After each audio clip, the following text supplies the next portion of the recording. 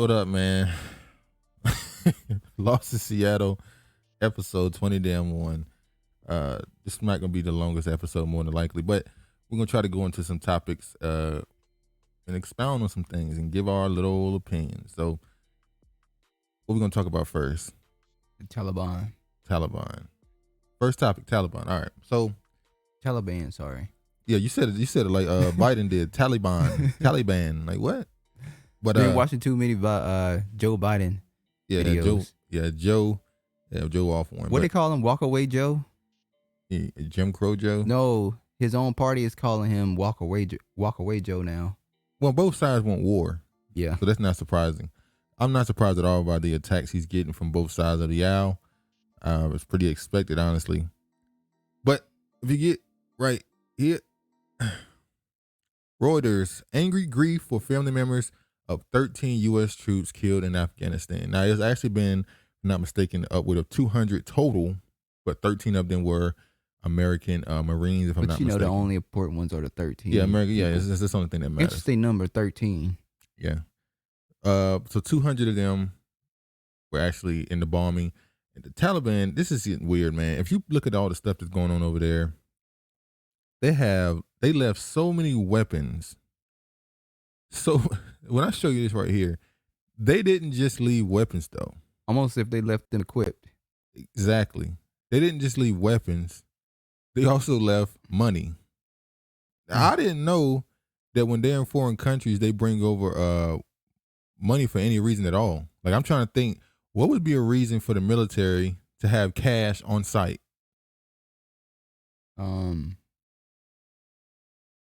Like, what are we doing right now? Why do you have cash on site?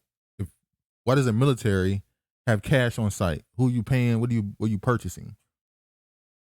They're purchasing people. I don't know. Well, I'm going to show this video of them showcasing the Taliban, that is, alleged Taliban, showcasing all the weaponry and stuff. I don't even think they're Taliban, to be honest with you. Maybe not. Who knows? Let me go ahead and get right here.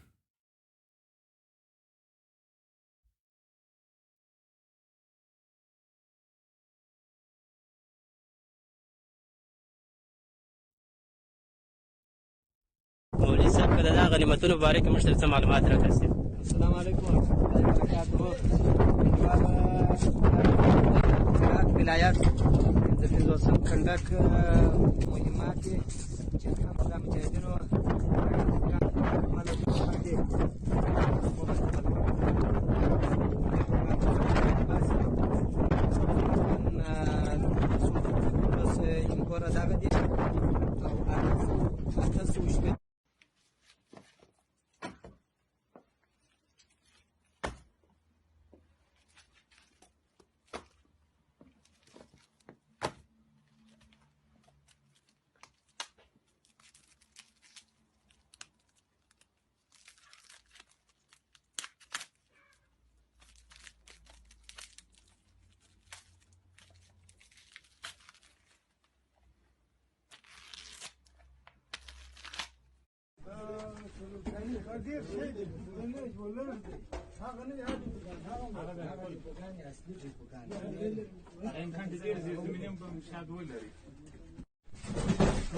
دم څه کړی دی دا خو امریکا میراث کوي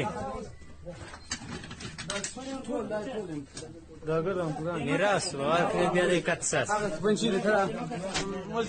پورته کار پورته کړه. So that seems like that was all on purpose. Sound like the same thing they do in Chicago. Just leave weapons so you'll self-destruct and harm yourself. Well, I don't think that's what this is about. So we know for a fact, as we did and showed in the last episode, the Taliban was created, or at least was funded by the United States government or the military. I'll say the government, the military. They funded and trained the Taliban or Al Qaeda, whatever you want to call it, ISIS. But now they're supposed to be the bad guys. Even though they say we have a great relationship with America, we're communicating with them. Yeah, they're supposed to have be the bad guys, but now there's like they're out in the open, pretty much admitting that they work together throughout the history, or at least the past at least. So the people that are supposed to be the bad people, the people that are supposedly responsible for 9/11 are working with the U.S. government. They're sharing information amongst each other. What the hell is going on?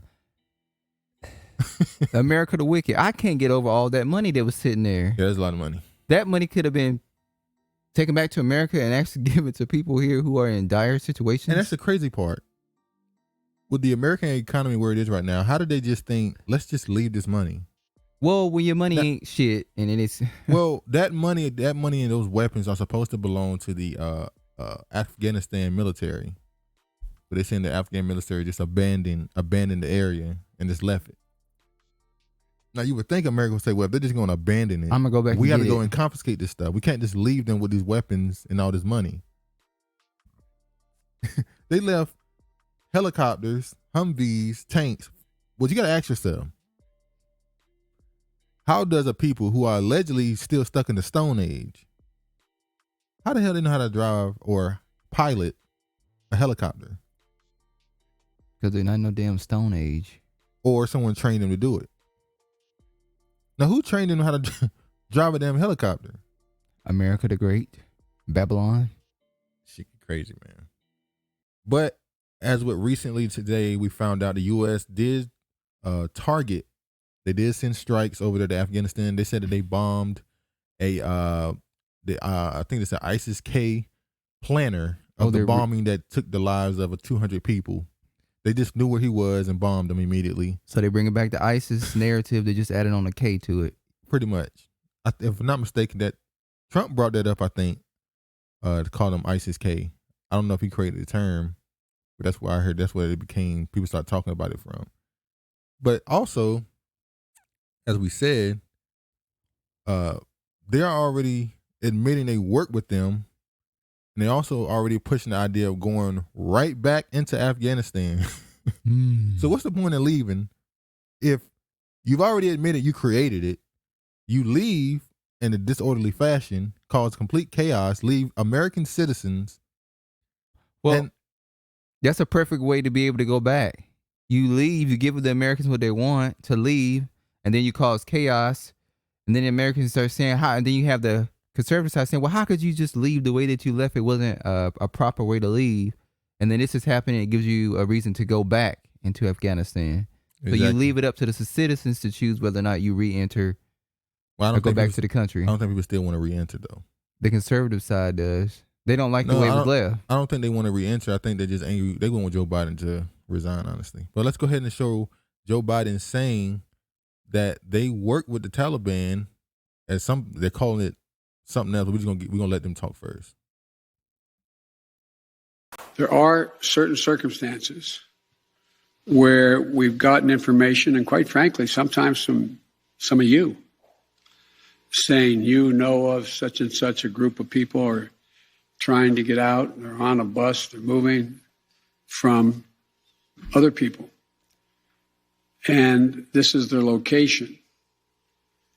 And there have been occasions when our military has contacted their military counterparts in the Taliban and said, this, for example, this bus is coming through with X number of people on it, made up of the following group of people. We want you to let that bus or that group through. So yes, there have been occasions like that. And to the best of my knowledge, in those cases, the bulk of that has occurred, they've been let through. But I can't tell you with any certitude that there's actually been a list of names. I know there may have been, but I know of no circumstance. It doesn't mean didn't exist. That here's the names of 12 people, they're coming, let them through. It could very well have. So what Biden just said there were instances where there were, whether you want to call it U.S. allies or U.S. citizens traveling, and they would send word to the Taliban, hey, this bus here has allies or U.S. citizens on it. Don't attack it. And the Taliban, for the most part, wouldn't attack it. Why would they listen to you? They're supposedly terrorists that are anti-you. Why at any point would they let you get through? unless you run them. You run them, you train them, and you're their commander. They follow your orders. They're part of your army. Yeah. It's crazy. How they just say this stuff out loud and nobody don't say, wait, why would they do that? How is this possible? But now you got the Taliban running around saying that they're pro global warming, not global warming, I'm sorry, climate change. Like, wait. The Taliban is talking about climate change. They've been westernized, huh? No, they're not. They're not even the real. This is crazy. And people now, I get it with the tragedy that happened and all the people that passed away or was killed, honestly. But you can't ignore all this crazy shit going on. You got to acknowledge, hey, this is just some bullshit going on. This is clearly a lot of propaganda being put in people's faces. This is crazy. So chaos. It's crazy. But then we got to talk about, like I said, they're already planning on sending the U.S. Army back in. But look at this. Biden said the Taliban are not good guys. So why is the U.S. cooperating with them against ISIS-K?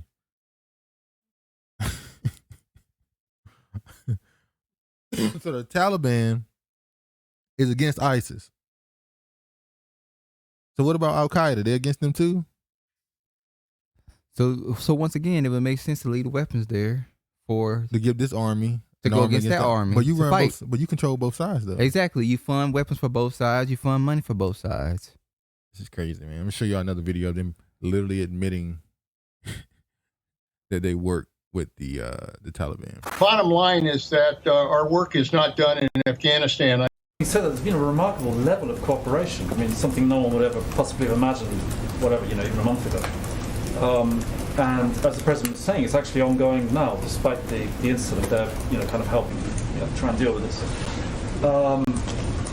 Given that, after the 31st, is it actually conceivable that there could be some kind of longer-term relationship on the mutual interests that the president talks about, security, humanitarian aid, and whether you call it recognition or not, you're basically working alongside the Taliban authorities in Afghanistan long-term? Well, I would say first that we will continue to work to get people out of Afghanistan even after the 31st, and we will need to coordinate with the Taliban in order to do that. I'm not going to label that a partnership or anything other than continued coordination.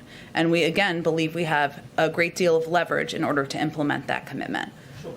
On other issues, beyond the evacuations, let's say that gets done, hopefully it is done. Mm-hmm. But there's going to be all sorts of other things. There's going to be the security, the terrorism, from their point of view, the humanitarian aid. Could you see this kind of mutual interests agenda continuing with them? I don't want to get ahead of where we are. Obviously, we are committed to continuing to deliver humanitarian assistance to the people of Afghanistan. There are a range of international partners who are committed to doing the same thing. The United Nations also will continue to have a presence on the ground, which will be a mechanism for delivering a great deal of that assistance. And I would just reiterate again, we would need to have a continued coordination in order to continue to get people out and evacuate them, as we are going to plan to do after the 31st. Bottom line is that our work is not done in Afghanistan. So she just admitted, another one just admitted, that they're working directly with the Taliban to get people out of Afghanistan right now. I told you, the Taliban said they have a great working relationship with the United States. So, also when they did the bombing today, they bombed Afghanistan, they told all the American citizens to get away from the airport border. Yeah. That is a security concern because they're expecting more attacks. Yeah. Well, yeah, they're expecting more attacks, so they told them to get away from the airport border. So it's like, okay, I'm an American citizen. I'm in this country for whatever reason. More than likely, I'm part of the humanitarian group, which we know, like the UN and all this stuff. We know that a lot of those groups are actually infiltrated by spies, CIA, a lot of women, the British spies, all them. They're there to get intelligence on the ground to see what's going on. So I'm here, and you're telling me I'm not out yet. Get away from the airport because you're in danger. But if I go deeper into the country, you can't help me. I have to be at the airport for you to help me. It can make sense. So I'm just trapped here now. Pretty much. How do you negotiate to get out of the country by August 31st, right? That is Monday. Yeah. So August 31st, I have to be out of the United States supposed to be out of the country. Why the hell didn't you let this be known months ago in June? Like, hey, y'all need to get out of here. You should start it like evacuating people out. Yeah, time to get out of here, especially the citizens. Just get them out first. The military can get out like that quickly. I would think they would be priority first. But you just at the last moment, hey, yeah, we need to get out of here. And people like, what? Wait, what's going on? Now they said it's between 10 to 40,000. Then they said it's only 1,200 or whatever. So I don't know. They've spread the numbers all over the place. They're not really let it be known how many people truly are still in the country. But hey, man, you should be over there anyway. Just being honest, you should be over there. But it is kind of crazy how your country can just leave you high and dry like that. Doesn't America have a saying? No one left behind. No man left behind. Damn, 40,000 left behind. That policy don't apply no more, I guess. So you see here, U.S. working with Taliban to evacuate Americans, allies out of Afghanistan. We already talked about that. But like I said, they also are already planning to go back in. They already have a standing army now. Now they got somebody to fight. They create a new enemy. And this is really a distraction. Yep, it's a distraction from something bigger. Yeah, probably going on. So they're using this to divert attention from something else. Wasn't there also a poll taken for what is it?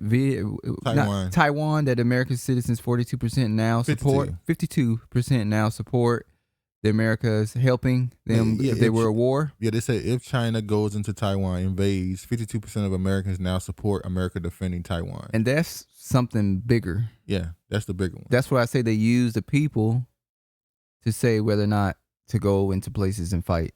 So it's not us. It's the American people that want us to go defend these countries. Yeah.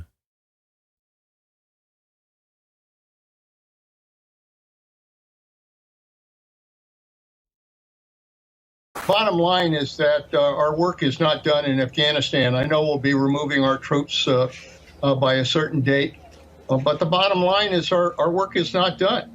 We're going to have to go after ISIS. I'm glad the president said that we're going to hunt them down and make them pay a price for what they did in killing our warriors, and we should. We're going to have to go back in to get ISIS. We're probably going to have to go back in when Al-Qaeda resurrects itself, as they will with this Taliban. They gave safe haven to Al-Qaeda before. They'll probably. So he predicts the future, telling you that Al-Qaeda is going to resurrect itself. So we know now Taliban and Al-Qaeda are friends. Yep. They're not beefing. No. So he already knows Al-Qaeda will resurrect itself with the help of the Taliban. And they will.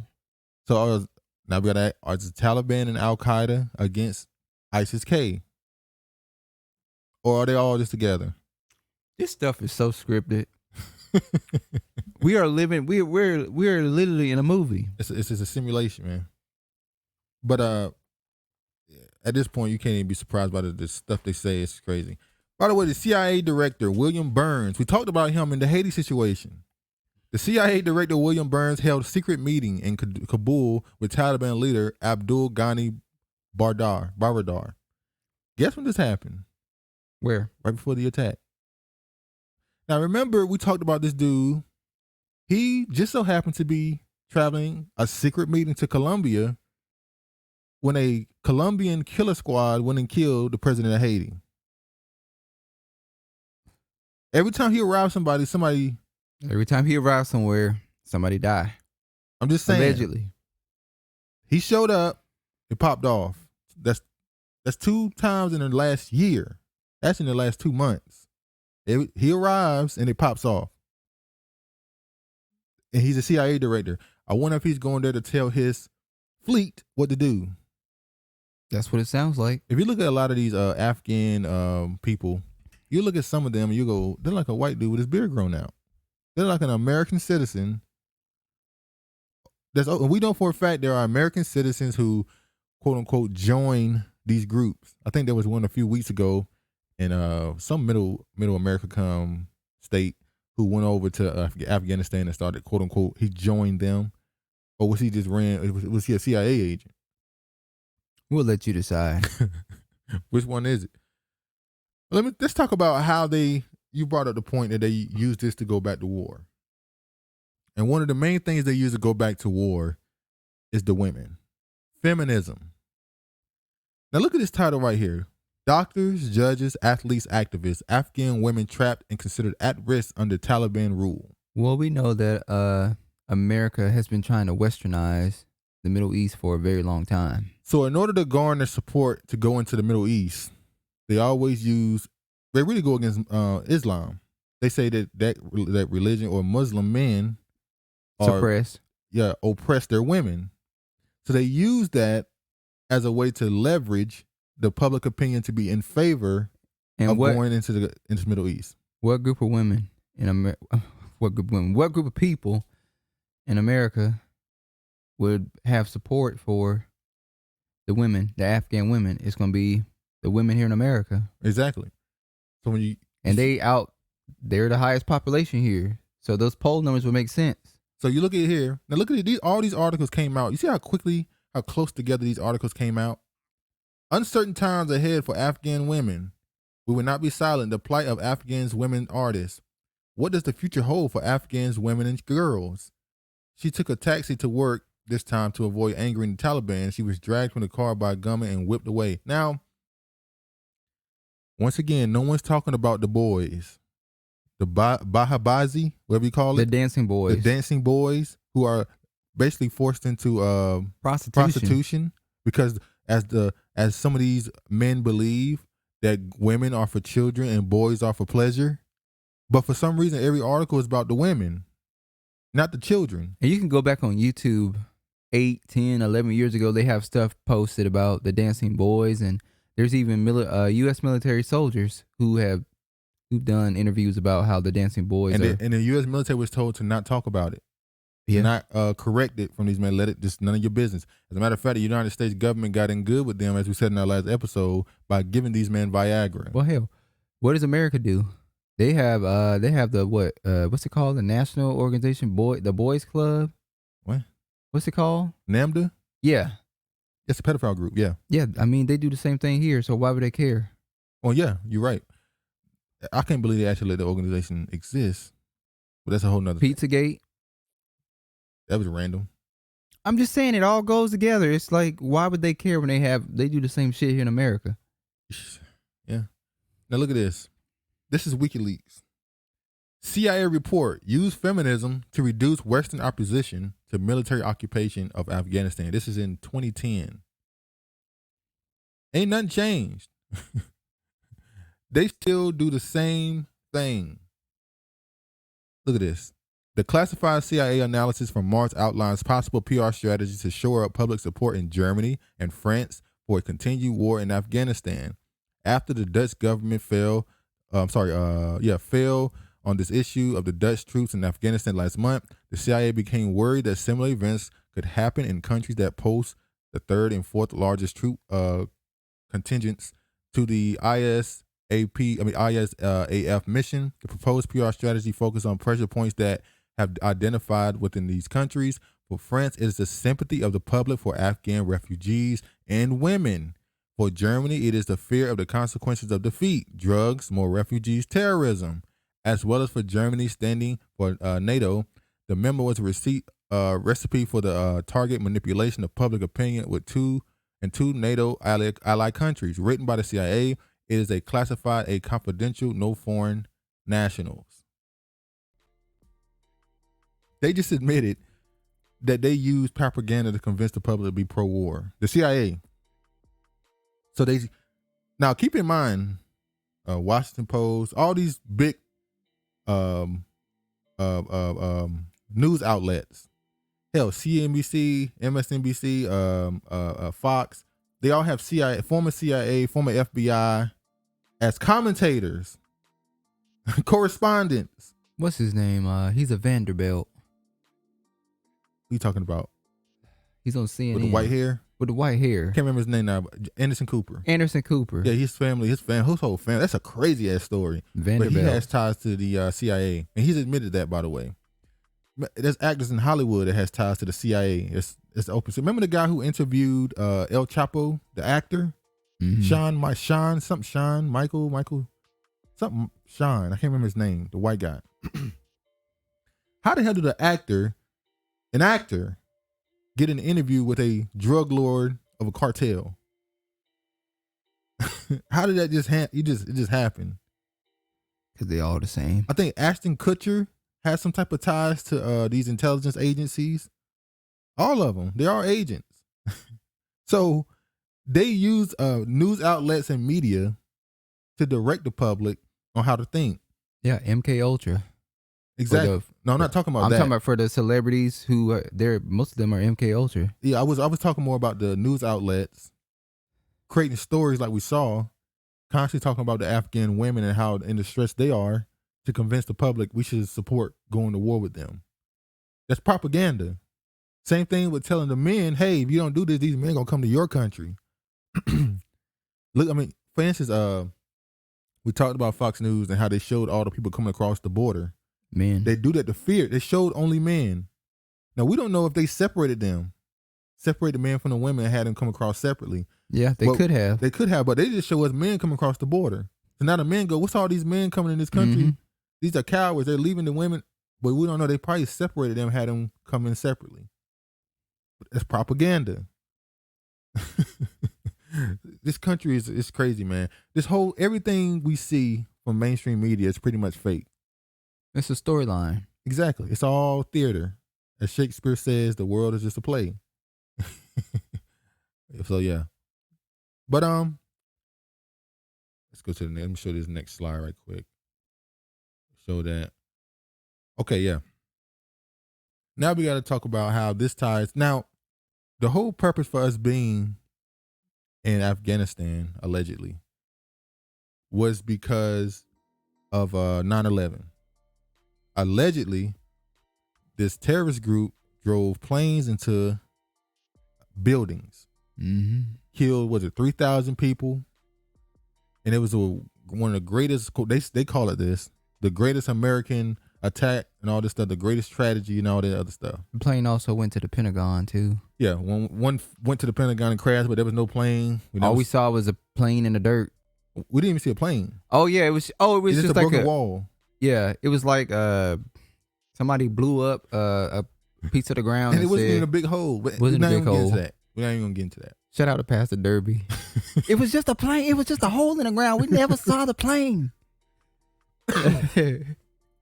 But now they're starting to bring. That gave us the what's it called? What's that bill they passed after that to force people to have to do certain things, get on planes, and a Patriot Act. Yeah, that gave us the Patriot Act. Now the Patriot Act changed how people fly. We never got the benefit. I never got the experience going to the airport. You used to just walk to the gate, get on the plane. Like just walk to the gate. Say bye to your family or whoever. You'll get on the plane. No. Now you got to take off your belt, shoes. You got to take all your stuff out of your pocket. Well, they can't even. If you're not flying, you can't even get. Yeah, you can't even get to that far no more. You can't even get to that part where you know going through the metal detector. Exactly. You just in the lobby. Yeah. So your bag is searched. There's so much scrutiny now you got to go through just to get on a plane. It's a hassle. It's really a hassle. So now with COVID in the play, it's even worse. If you're not getting on the plane, don't even come in. They just stay out there outside of the damn airport, say your goodbyes. You got to have a mask on when you get in. And now you have people saying that the same way Bush said we need to go into the Middle East because of weapons of mass destruction. And there's rules in the books that says that you're not allowed to get on the plane if you have a weapon. Well, guess what they're calling a weapon now? If you are not vaccinated, they are saying you are a threat. You are a weapon. And they should be allowed to stop you from flying if you are not vaccinated. I'm going to show a video of this representative saying this, and the dude who was saying it, Lord have mercy. You know what I want to call his ass, but I'm not going. Let's just see. I'm not going to do it. Let's see what he had to say. In the months since, he's been the target. Transportation Security Administration prevents people from entering airplanes and airports with weapons. And there's a sense in which the Delta variant is a weapon. It's a biological weapon. I would argue that there's no greater threat to the homeland security of the United States than the Delta variant. You know, the Kaiser Family Foundation did a survey and found that there are 4 factors that could move the vaccine hesitant toward vaccination. The first is FDA approval, which hopefully will happen within the month. The second is a prescription from one's doctor, which would follow from FDA approval. The third is proof of vaccination in large gatherings. And the fourth was proof of vaccination for air travel. And that's the subject of my legislation. I guess when you look at this at face value, many will say, okay, well, why just on planes then? Why not on any kind of travel, right? Why not on a cruise ship or a Amtrak train or so on and so forth? Why limit it just to planes? Look, I'm in favor of incrementally moving toward greater and greater vaccination. The impetus behind my bill was the Kaiser survey. The Kaiser survey was crystal clear that requiring vaccination as a condition for air travel could substantially raise the likelihood of vaccination among the hesitant. Mm-hmm. What do you say to critics who look at this and say, you know what, again, this is Big Brother telling me what to do with my life. It's voluntary right now. I have chosen not to do it. And now you are making it so that any way for me to travel, move around, go into restaurants, go to gyms, get on airplanes, I can't do so unless I get a vaccine. So essentially, you're forcing it upon folks. So there's a concept known as the harm principle, which holds that you should have the freedom to do what you wish as long as you do not harm others. Mm-hmm. When you refuse to vaccinate, you are harming others. You are putting at risk the people around you. You are preventing society from achieving population immunity, and you're causing the virus to spread and mutate. And according to the CDC director, the virus could be a few mutations away from evading the vaccine. Right. So it's wrong to think of the refusal to vaccinate as a personal decision that only affects yourself. That's wrong. Well, there's also another comparison you can use. When you choose to not allow a being to be born, you're also infringing upon that being that never had a chance. No, that my body, my choice, it doesn't go across the board. They don't believe that. It's just ridiculous. They don't believe that. So what he's saying is, it's considered the Delta variant. This is what he said. The Delta variant is a biological weapon, but it's called a lab leak from Wuhan. It's not a biological weapon. Ooh, can you say that? That's a theory. Okay. So it's a lab leak from Wuhan, allegedly, but it's a biological weapon when you have it. So you're the threat. You're the one who should be punished. We still ain't found answers about where this shit came from, even though we know, but we still ain't found out. But if you are vaccinated and I am unvaccinated, how am I a threat to a vaccinated person? I'm a threat to myself. Exactly. I don't understand. You care so much about my life that you willing to force me to to take something that I may not want to take. It's almost like they're now so crazy now. They see as a person who decides not to be vaccinated, an unvaccinated person is suicidal. Yeah, you want to commit suicide upon yourself by not going through with this. It's crazy. And you got people out here that says, I'm writing this letter because I ain't taking this shit. Yeah, so I'm letting it be known. I'm not. Lawsuits can happen. And then, like we said, we proven. But we'll get into that. And this ties into people wanting to resign. Oh. So I know where you're going. First, we're going to get into this. Delta Airlines to charge unvaccinated staff more for health insurance. That's why, you know what? I started fucking with Delta years ago. I ain't been on a Delta flight in about 12 or 13 years. So what they're saying there is, if you are not vaccinated, your health, the money they take out of your pay is going to be more expensive. They're going. How is it more expensive for you to have somebody on a? Are you saying you're going to be charging more for health insurance because you may get sued by people who may get COVID because no, you allow? I think they're saying you're more of a threat How? to the workforce. Oh, to the damn, what are those people called that be on the planes? It's flight attendants. Flight attendants. No, it's not just flight attendants. It's everyone, the entire airline. The people who direct you go the planes, check your bags in. the people the trash people, everybody. How are you? Bag people. How you target to the people who direct the planes? They outside the planes. Everybody's stuff go up. I guess what they're trying to say is, if you get sick and get someone else sick and it spreads, you cause the workforce to go down. So we're going to charge you more money for not being vaccinated. I don't know how that helps the situation. It still can happen, but we're going to charge you more money. We're going to penalize you for not being vaccinated. So what if you are vaccinated and you happen to get these people sick? Now, this is the thing. What do they do if you are vaccinated and you get a breakthrough case, as they call it, and you spread it? What, am I penalized for that or not? It's okay. It's okay because I'm vaccinated. The CDC has said you can spread it even if you are vaccinated. So isn't that discrimination? It is. Now, this is what you want to talk about. This is what that's going to lead to. You taking people money going to lead to this. The Great Resignation is likely to continue as 55% of Americans anticipate looking for a new job. I think it's higher than that. Now, when you read this article, they're not really just leaving because of the possibility of being told they have to get vaccinated. Some of them are leaving because people realizing how low wages are now. There's been this awakening as to, man, people really are getting paid under what they should. True, but there's also a flip side to that. There was I took an Uber the other morning. This Uber driver, he was like, I think I'm going to go work at the airport. I'm going to quit my job and work at the airport. I can't remember what he did, but he had a good job.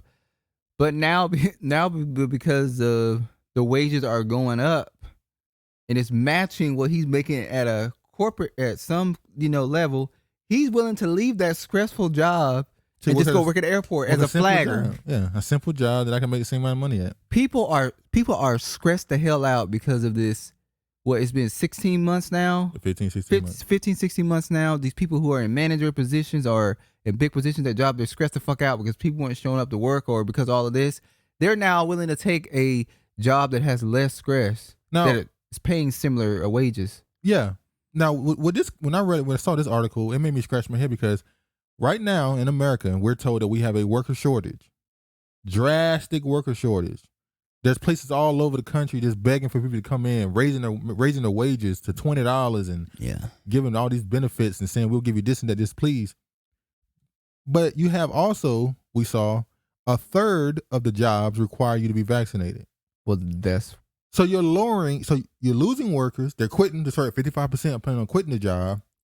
Then you're losing people because you want them to be vaccinated. Then you're not hiring people because you want them to be vaccinated. So you're literally shortening your pool to hire people so small to a point where it's like, do you really want workers? No. If you're a company and you have a shortage of workers and you put on a restriction that you have to be vaccinated, you're handicapping yourself. You're making it worse for yourself. This doesn't benefit you to do this because now less people are going to apply for your position at your business. Well, they're thinking long term. They're thinking if we have vaccinated employees, so when the shutdown, if it happens to go to shutdown again, they can say, well, we don't really have to close our business because everyone is vaccinated, and the people that we're allowing in our establishment is vaccinated. So why do we have to shut down? I don't know, man. I don't know. Well, some people are getting sick of it. I found some protests happening in France, but it ain't just France. I think there's one in America as well. But in France, there was a protest outside of a restaurant. Now, the restaurant, in order to eat there, you must be vaccinated in order to eat there in the restaurant. This is in France. So the people went outside of the restaurant and ate their food. They didn't buy the food from the restaurant. They simply brought food and ate outside of the restaurant. So you got a good chunk of people outside of the restaurant eating while the restaurant itself is empty. And they're basically letting them know, you could have all this business, but you're not going to get it now. So let me just show y'all the video.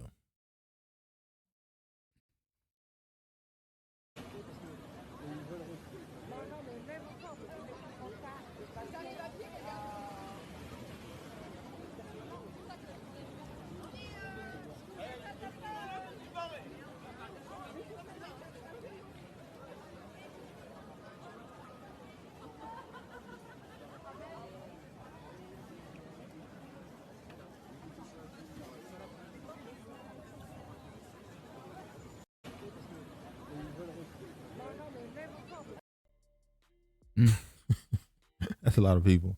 So obviously that was a little protest they did, but no one is in the restaurant. So I wonder, we have to look at this from a certain level. The small businesses are doing this because they don't want to go. They don't want to have to shut down. Yeah, they're like, I have to do this because I don't want to risk nobody getting sick, and then now we got to deal with the health department coming here, and now we got to shut down, and I don't want to go into another shutdown. I can't make it, so I'm just going to do whatever they tell me to do so I can stay open. But it's also hurting them because the customers don't want to deal with it. So we know the corporations are doing it because they're getting the backing. They're getting the big corporations, the giant ones. We know they're getting help. But the small businesses are like, we have no protection. We have to do this. So at some point, when does the small businesses begin to sue the states? If it keeps going the direction that it's going, they're all going to have to band together and protest the same way these people out here are doing. Because they're losing business because of restrictions they're being forced to put. Like that lady who opened up her salon and got arrested for it. Yeah. They're going to have to, somebody's going to have to go to jail. Somebody's going to have to take the bullets. Here's another one. This is in New York. Oh, which borough? But if you notice, the media don't show this stuff. No. They never show you the protests these people being against the mask. And once again, it's your business if you wear a mask and they do all that stuff. But the media doesn't show the protest against this. Oh, they do. They show the protest when it's the opposite, like the doctors protesting, servicing those people. How you going? Okay, we got to talk about it for a second. How in the hell is a doctor outside of the hospital protesting because of a surge in patients? The patients are still in the hospital, ain't they? I thought y'all were overflowed. And they protested not because they don't want to, because they're fear of getting COVID. They protested because it was affecting them somehow. Somehow seeing people come in with COVID. It was just too much for them. It was too stressful, and they didn't want to do it. Because they lost sympathy for the people.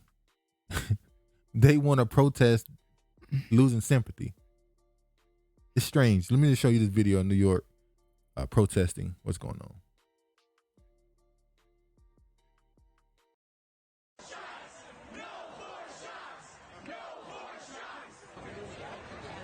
We don't want no shots. We don't want no shots. We don't want no cards. No tyranny. Otherwise, take the Statue of Liberty back to France.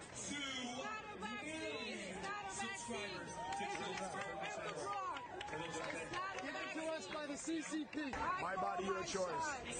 My body, my choice. Why does a child need a doctor's note to go to a tanning salon, but they want to vaccinate children that are not of the age of consent?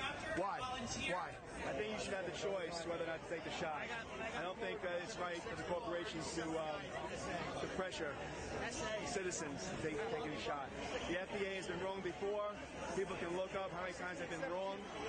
There's a long list of drugs that they've had to recall over time. Why is this any different? This is not right what they are doing to my community. And my community is not just union members. It's non-union members. It's dance moms and dads. It's little girls taking ballet class, being forced to wear a mask. We will not comply. We will not comply. So as you can see, New Yorkers, they don't want to take it.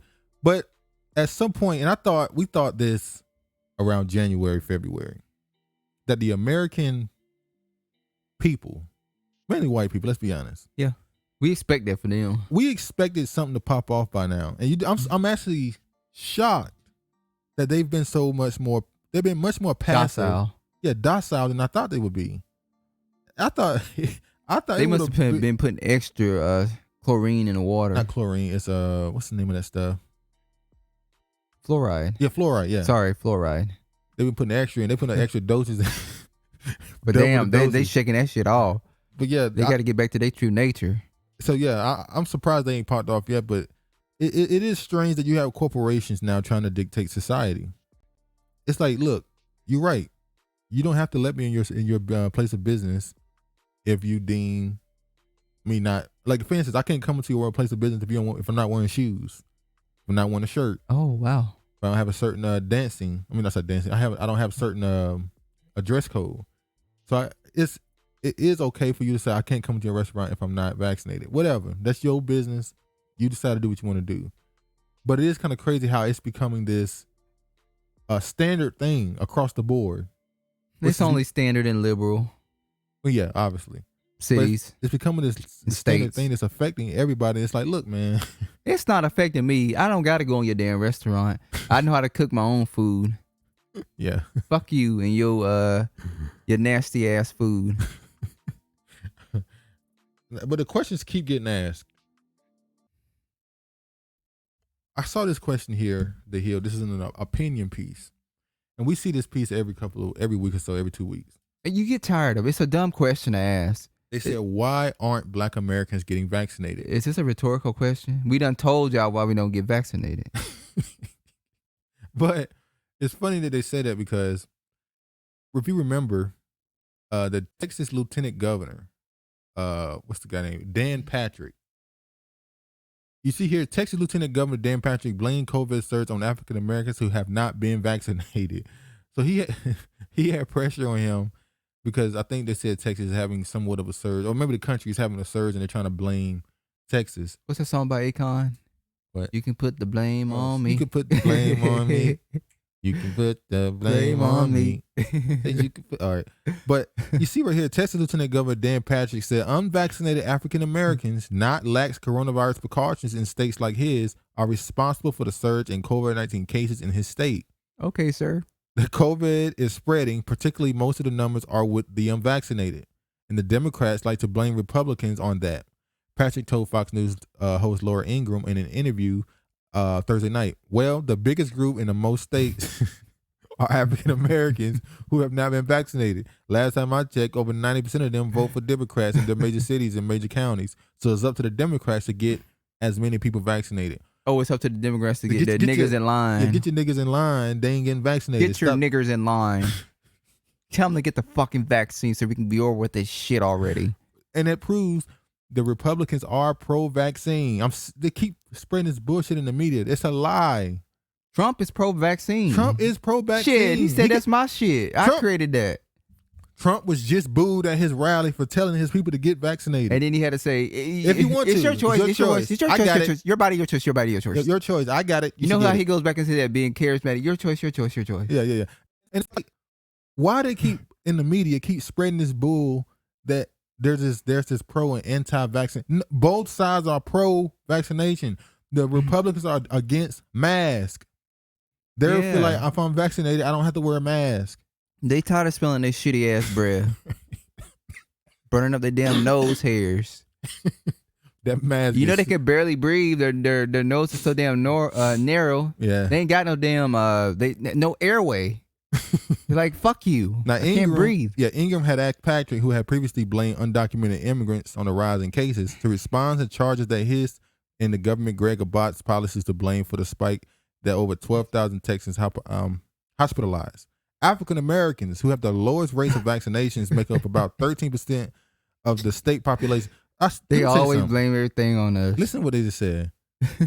African Americans who have the lowest rate of vaccinations make up about 13% of the state population and about 16% of cases. How are black people at 13% of everything? 13% of the population, 13% of the percentage of state populations that everything. And just 13%. While whites and Hispanics, who make up more than 80% of the population, have accounted for the 70% of the cases. Good for them. Abbott, who tested positive for the virus earlier this week, despite being vaccinated, issued an executive order last month banning vaccination and mask mandates as the case numbers rose in the state despite pushback from local officials and school districts. The Texas Supreme Court on Thursday declined to back the governor's mask mandate ban. Oh, so now they're going against the governor of the state of Texas? No, they banned. They stopped him from banning mask mandates. Because he did that last time. But they allowed him to stop vaccine mandates. If you read this right here, they allowed him to stop vaccine mandates once again, but they stopped him. Republicans are against masks, not vaccination. The Democrats are pro both. They want you to wear a mask and get vaccinated. But they want you to have a damn muzzle on. Yeah. But then this is what it's not making any sense. We're constantly told that Black Americans aren't being vaccinated. But then we see a poll that's done, and I don't know how reliable the poll is, and it says NBC News polls show demographic breakdown of the vaccinated in the United States. And when you see this, you go, well, it's going to prove the same thing we've been hearing, right? It's going to say, Black Americans are not being vaccinated. But when you read the article, it actually says that Black Americans are almost 79% vaccinated. In that area that they tested. Or should I say the people who did the... This is probably not nationwide. This is probably a specific area that they tested. And probably is a high volume of Black people that they tested in this area. Yeah, it's not based off of how many people were testing in an area. It's a poll they did. They asked people, are they vaccinated? So it wasn't they didn't test the people. They just asked them, were they vaccinated? Yeah. They must be lying. He said, so who's been vaccinated in the United States and who hasn't? Where our most recent NBC News poll shed some light on those questions with a survey finding that 69% of all adults say they've already been vaccinated versus 13% saying they won't get vaccinated under any circumstance. And here are the American adults who say they have already been vaccinated, broken down by demographic groups. Now, once again, this is just them asking them were they vaccinated. All adults, 69% said they're vaccinated. Men, 67%. Women, 71%. 18 to 34, 63%. 35 to 49, 58%. 50 to 64, 71%. 65 plus, 86%. White, 66%. Black, 76%. And Latino, 71%. So they're saying, are they saying that 76% of the Black people they asked said they were vaccinated? Pretty much. But we don't know how many people that was. I think they did give a number. Hold on. The FDA granted full approval to Pfizer vaccine those 16 year older. Reasonable chance of vaccine children. So who's vaccinated? No, they don't say how many. They could have asked 10 Black people. Meanwhile, in Washington, there is some drama on the Capitol Hill last night. Speaking of police, yeah, they didn't really give a number. The numbers are very misleading. So, but why is this article written and it's telling us that Black people are more vaccinated than in their poll than white people and Hispanic people? Propaganda. And why is it always, well, they didn't really focus on Black Americans, but why are there so many articles in particular written about Black Americans? No one's writing an article saying why Hispanic voters, Hispanic people are getting vaccinated so low. How about Asians? Asians have a very low vaccination rate. They were about 4 or 5 months ago. They were tying in black and Hispanic, Latino. But then they just dropped Hispanic, which is normally what they do, and then focus on niggas primarily. That's what they do. But here's the thing. They haven't wrote an article saying why Asians aren't being vaccinated. They're not vaccinated. Well, they've been told by their government. Oh, allegedly. There you go. Like Russia do, like every other country do. They send word. Oh, you ain't gonna see. Y'all ain't gonna hear this. You be seeing crows flying next to them, delivering, dropping off messages. Y'all ain't gonna hear this one. But yeah, that was crazy. Hey, y'all remember a few weeks ago? Oh, not say weeks. A few months ago. I'm sorry. When people first started getting vaccinated. Feel like weeks. Yeah, when people first started getting vaccinated, you started seeing people post videos on the internet, sticking metal to their arm and it's being magnetic. They said that wasn't true. And they said this is debunked. This isn't real. But I mean, you're seeing hundreds of thousands of these videos of people putting magnets on their arm and it's sticking after they get vaccinated. But they said it's not true.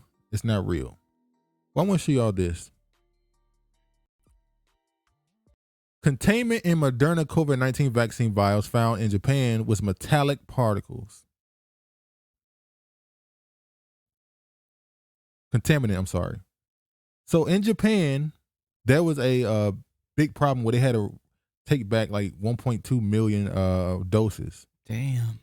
You see, Moderna is getting more clarity on the contamination in vials of its COVID-19 vaccine that were discovered in Japan. The contaminant is believed to have been a metallic particle, said Japanese public broadcasting outlet NHK, citing health ministry sources. To Wednesday, Takeda, Moderna's COVID-19 vaccine partner in Japan, suspended the use of 1.6 million doses that have been distributed to 863 vaccinating centers in the country. That's a lot of contaminants were found in the vials of one lot, and as a precaution, Moderna said it put 2 adjacent lots on hold.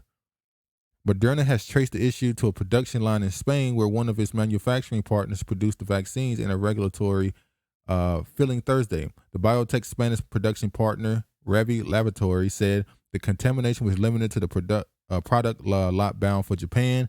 The company added is investigating the issue as a communication with the health authorities in Japan. So, if it was metallic stuff, particles in it, doesn't that mean it was magnetic? Maybe.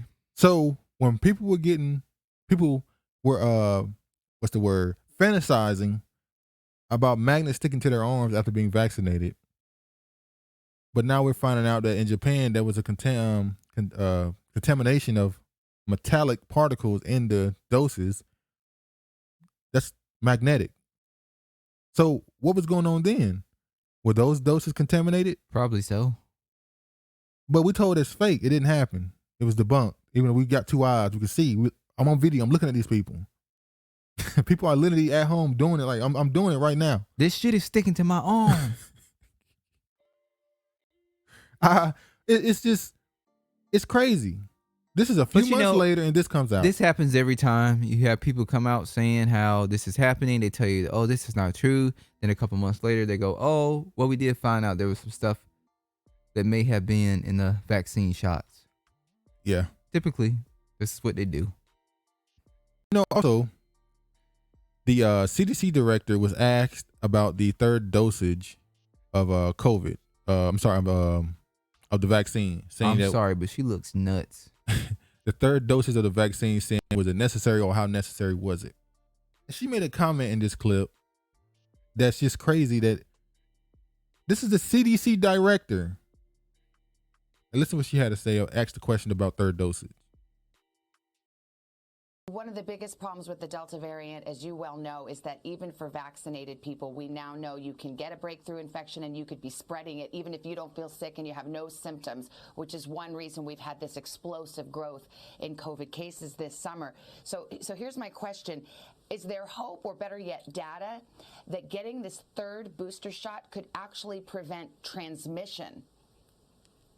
So there's actually hope. We don't have data yet. We do know that the higher levels of protection, certainly in the Alpha variant, resulted in less transmission, and we have not yet.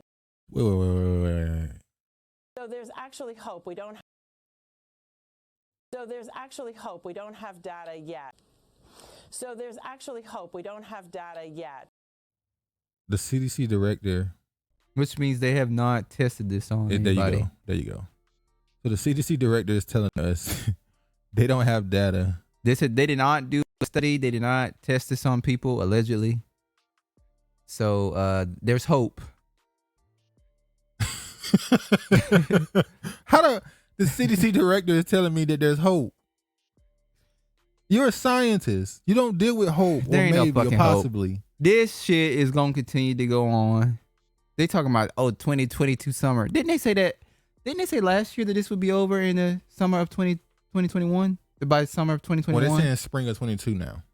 Oh, so they lifted it up one season. They said they actually, what's his name? Anthony Fauci. First he said fall of 2022. Oh. But then he got on there and said, I misspoke. He misspoke again. The man been lying. He been wrong about every single thing. Why did he still? How is he allowed to still be on television? I thought that they got his ass out of here. He funded. Wasn't he canceled? No, he wasn't. They won't cancel him. But it's like, how is he allowed to still be on television? But anyway, arrogant. He said fall. Then he came on and said, I misspoke again. I meant spring. Oh, spring of 2030? He said 22. Oh. That's allegedly. Spring of 2030. So look at this, y'all. This is by Bloomberg. You hear that? That's Bloomberg. Oh, the big donor. A previous bout of COVID may prevent Delta infection better than a Pfizer shot. Did you hear that? People who recovered from a bout with COVID-19 during one of the earlier waves of the pandemic appear to have a lower risk of contracting the Delta variant than those who got 2 doses of the Pfizer vaccine. So you're more likely to survive if you've already got... No, not survive. You're less likely to get COVID. Oh, okay.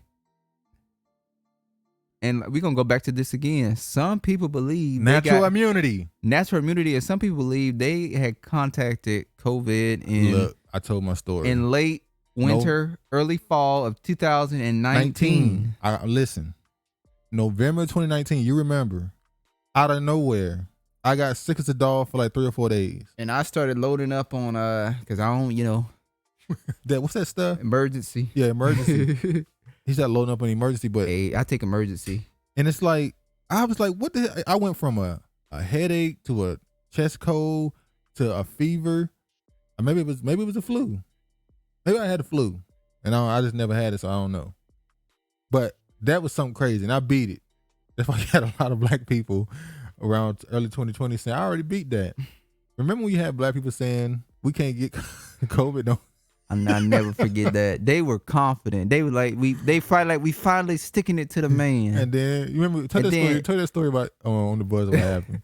It was, listen, about a year and a half ago, there used to be a bus I would take, and there was these black dudes on the bus. I think they worked in construction. Yeah.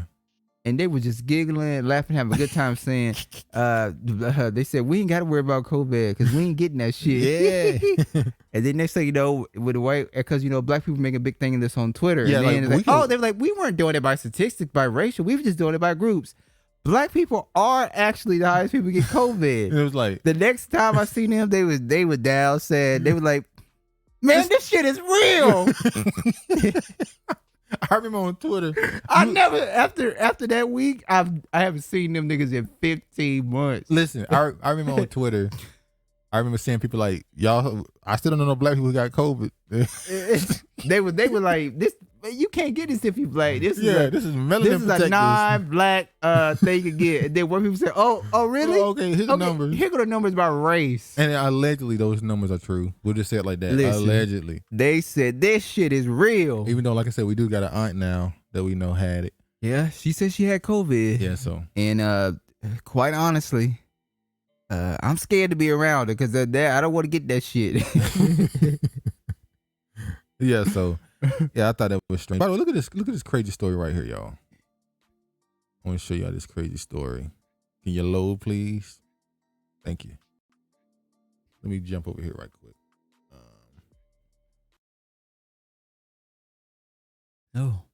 The Great Northwest. Washington State High School faces controversy for asking students to wear COVID ankle screens. Ankle monitors, basically. Coming to a city near you. Now, they got a lot of backlash and they stopped doing it, but I'm surprised they even tried this. Now, they did this for the athletes at the school. Yeah. But why would you think this? What do you think the parents were going to do? This is a liberal state. So they probably didn't expect much if it would have just stayed inside the state and it didn't go national. No. I think it was people in the state that was like, this is what you doing. Oh, well, what part of Washington is this? Was this Eastern Washington? They seem to be more of your conservative Washingtonians. This is Eastland High School, yeah. Eatonville High School. Eatonville. I don't know where this. You know where it's at? Eatonville. I think it's more Eastern Washington. So yeah, Eatonville High Schoolers purchased the screens right here. Look at this right here. This is what the parents had to say about the situation. This is the story they had. We ain't got to read through that. Listen. Look, this is something the parents had to say. This is ridiculous. It's almost like you're shaming the students. If that's not a form of bullying, I don't know what is. The students that have to wear the monitors have not had the COVID vaccine yet. Kids have enough stress these days. Now, they said that is not true. That both vaccinated and unvaccinated students had to wear the ankle monitors. But some of the parents said that's not true. Only the unvaccinated had to wear the ankle monitors. But I don't know. If parents let this happen, they're idiots. Yeah, I agree with Cynthia Hoffer. Some of this stuff is getting New World Order-ish. Look, this is what Black dude had to say. Some of this stuff is getting New World Order-ish. And if anything, intrusive, overbearing, and overreaching. This is the stuff there. Being proactive is an excellent way to contact trace, since it is inevitable that at least one person will get the virus or even at a positive COVID test. Great thinking on some part, just my humble opinion. Over my dead body, my kids will not participate in a very well, may take them out of school and do online schooling if I had kids in that school, and commanders are for criminals, not children. There definitely is an uptick in homeschooling. Well, of course, most of that is because they were forced to. That's why they on these teachers' ads to get back in them Well, classes. that's not true. I have an employee who's a Black female, and she said her kids will not be returning to school this fall. Oh, really? Well, you got something else coming this fall as well. We got eviction mandatory. Why she talking like that? They got something else coming this fall as well. She said she got 2 jobs. Better. Supreme Court throws out Biden administration eviction moratorium. Oh. You know what? That's a shame. They already, So think about this. We have a low worker supply. We have people that are being told in order to work, they have to be vaccinated. And now they're being told that they're no longer going to be protected from eviction. We already have such a high homeless rate population here, and I say mainly among Black men in particular. Yeah. Now they're getting ready to throw the damn Black women out on the streets. It's going to be a cold world. So this is what we got to say. Is this, once again, another push to make you submit? Because now, if you can't, your job is going to mandate this vaccine. But is unemployment benefits still even allowed? Yeah, you still get unemployment benefits. Oh, so you get unemployment benefits, but the eviction moratorium is done. They say it's done. I think what's going to happen they're going to do the same thing again a month or two. No, that's the point of this. The Supreme Court said they have to pass it through Congress. Ooh. That the CDC can't just mandate this. The CDC just mandated, hey, we recommend not allowing eviction. So they're going to blame it on the Republicans. Oh, so this is the way they're going to blame it on the Republicans, saying the Republicans are the ones, they won't do mandatory, so they have a fighting chance. And Republicans are saying stop giving people benefits, unemployment benefits, to get them back to work. They always find a way. So now they're going to push this through Congress. But you know, when they pass this bill, it's not just going to include the eviction moratorium. But they're going to pack a whole bunch of stuff in it. But they still control, Democrats still control the majority, right? Yeah. So it still falls on there. It still falls on them.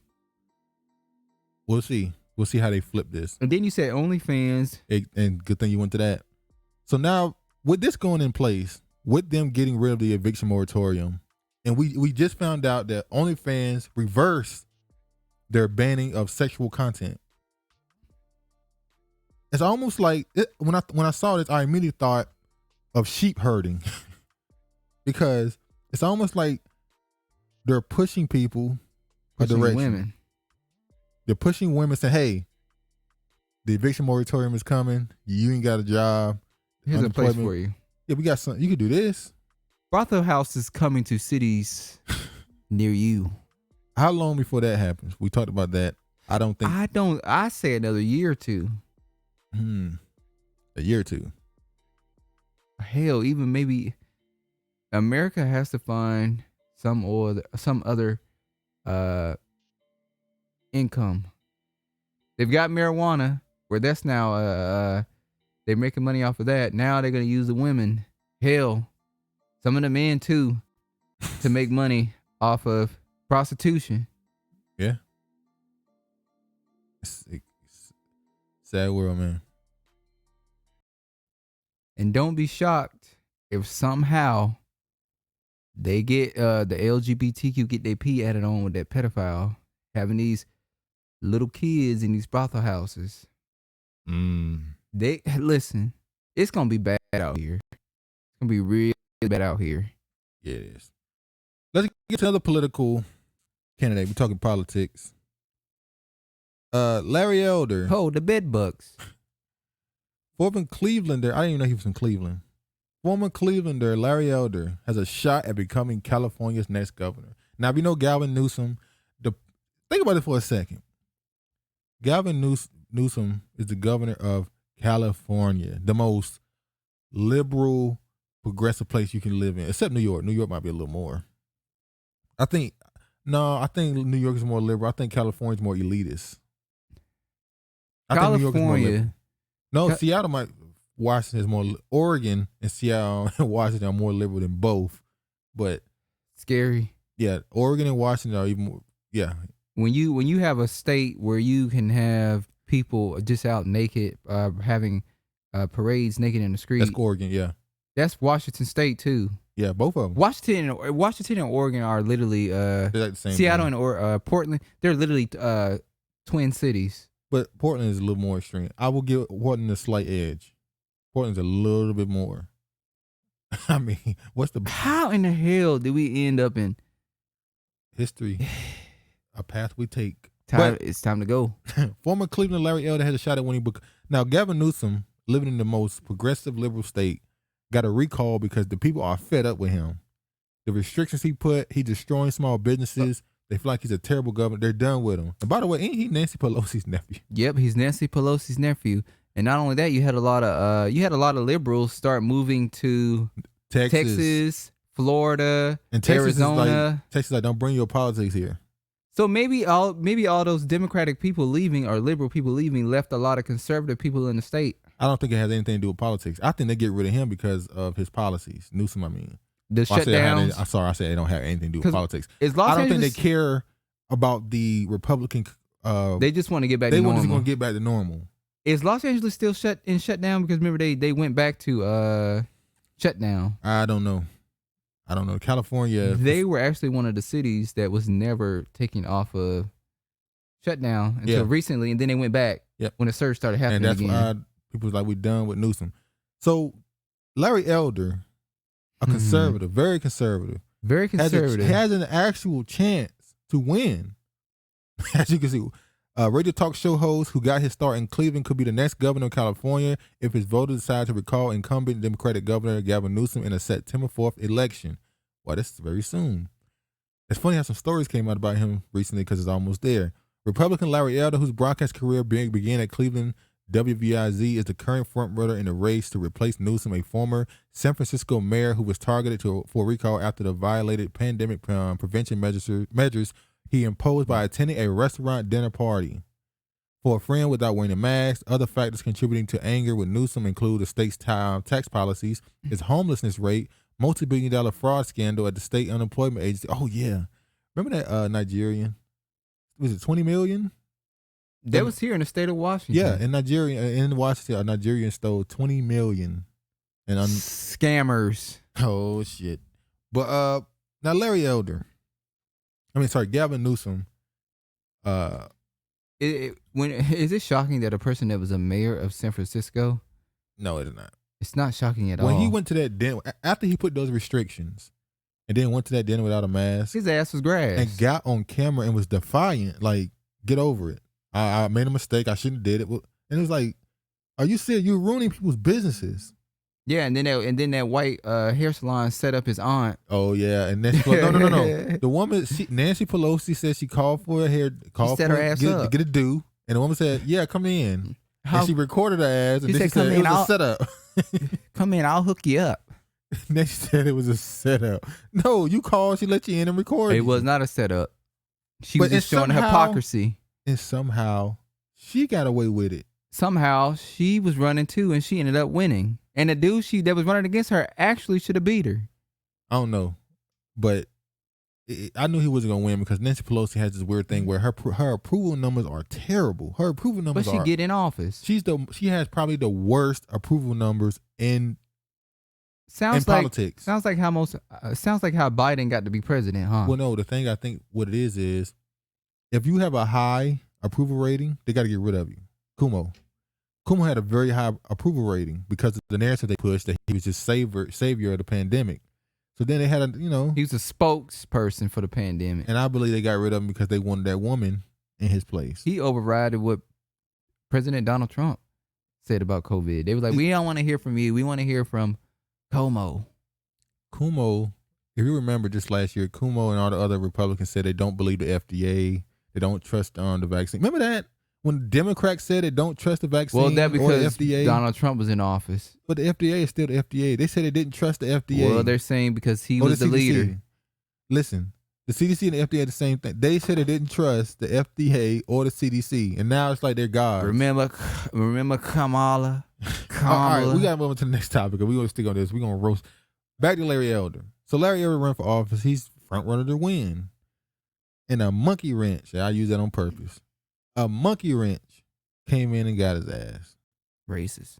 California recalled candidate Larry Elder under police investigation following 2015 domestic violence accusation that his campaign denies. Larry Elder out here beating on hoes? The Los Angeles Police Department is investigating domestic violence accusation against the California Republican candidate Larry Elder. Allegations he is denied. The department was made aware of the domestic violence allegations against Larry Elder, and LAPD spokesperson told CNN, but they said additional details on the allegation would not be made public due to the confidential nature of domestic violence investigation.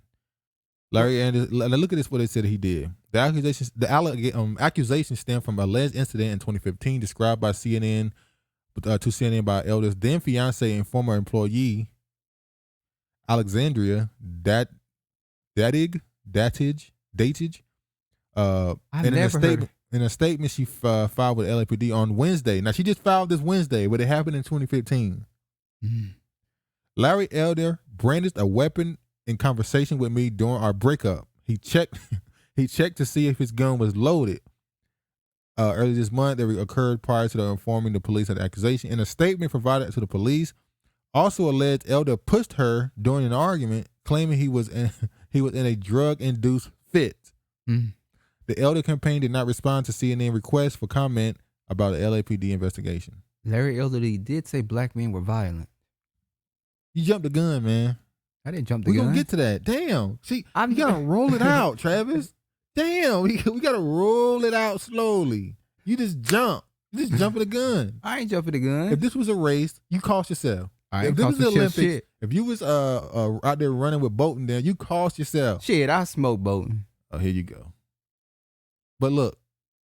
Oh. And, I never knew. A white woman? I'm shocked. Color me surprised. Now, I never knew any woman he was dating. Obviously, I don't really look this up. But I feel like he never made it public. Ann Coulter. She looked just like Ann Coulter. And JJ Walker. JJ gonna beat your ass when he see you. I know. He'll mean something. JJ, say dynamite. So this is the woman who waited to 2 weeks. It's 2 weeks, right? 3 weeks. Just over 2 weeks before the election of the governor in California to bring out this allegation against him. She clearly was paid off.